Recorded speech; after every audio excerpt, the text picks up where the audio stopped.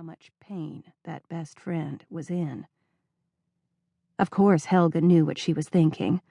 Helga always knew. She was like the FBI. Anyway, she shook her head. Maudine didn't want the conversation centered on her. It was about Gina. Making Gina happy. Seeing her settled. Maudine knew that Gina could do anything. She believed in her grit, in her spirit, in the fire in her belly that would help her succeed at everything. But her whole life had been a fight. It was time for something good, and Maudine was going to make that happen for her. As I was saying, she continued, I want to see Gina settled. Why do they call it settling? I wouldn't think you'd want her to settle, Regan interjected. Fine, happy. I want to see her happy. Maudine rolled her eyes and wondered how they ever accomplished anything. I heard that Reed Hollingsworth is back in town. He bought a big house on Nob Hill. Rose Cresswell added helpfully. We all know that, Rose. Helga reminded her kindly. He's Amanda Jane's father. We've been watching this very closely. Rose sighed. I suppose I mean to say, what are we going to do about it? I mean, if we're trying to matchmake for Gina. Exactly. Maudine pointed a finger at Rose. That's it exactly. What are we going to do about it? Ethel's brow furrowed. I suppose it depends on what you think we can do about it. What's your end game? Ethel had on her game face, the one she reserved for their poker matches after the meeting. Things were getting serious. Gina's happiness. Duh. Regan Marsh rolled her eyes behind her thick, bejeweled glasses. But what? She stuffed a bite of scone from Sweet Thing into her mouth. Do you think her perfect pitch is? What sort of resonance will make her happy? I really wish you wouldn't speak like that, Regan. It shatters your credibility.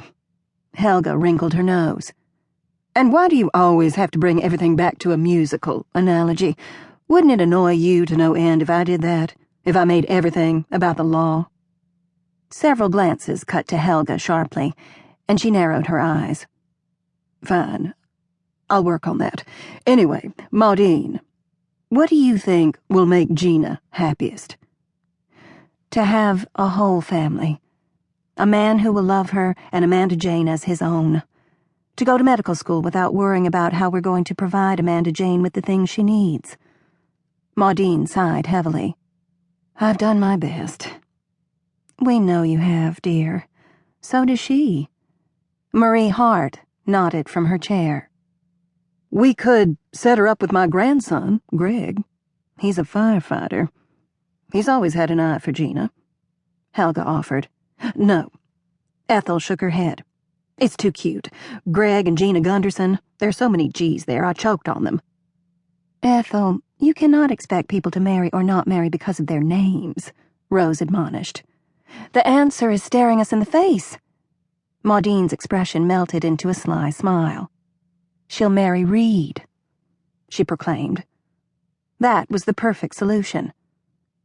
Have you lost your mind? Rose asked, her expression one of serious concern. No. I'm serious as old man Zorn's heart attack. Maudine nodded emphatically. She's always had a crush on Reed, even when the boy had no prospects. Now he does. He has several billion of them. He's Amanda Jane's father. It solves all of our problems. Have you forgotten the part where he was on the drugs? Ethel faux whispered. It was Helga's turn to roll her eyes. The drugs? As if he did them all? That was years ago. He's cleaned up his act. He's CEO of a major international company.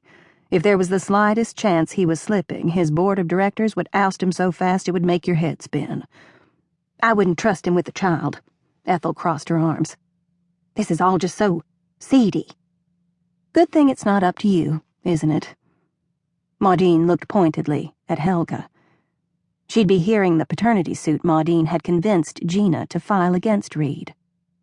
You're asking me to break the law? To form an opinion days before I hear a case?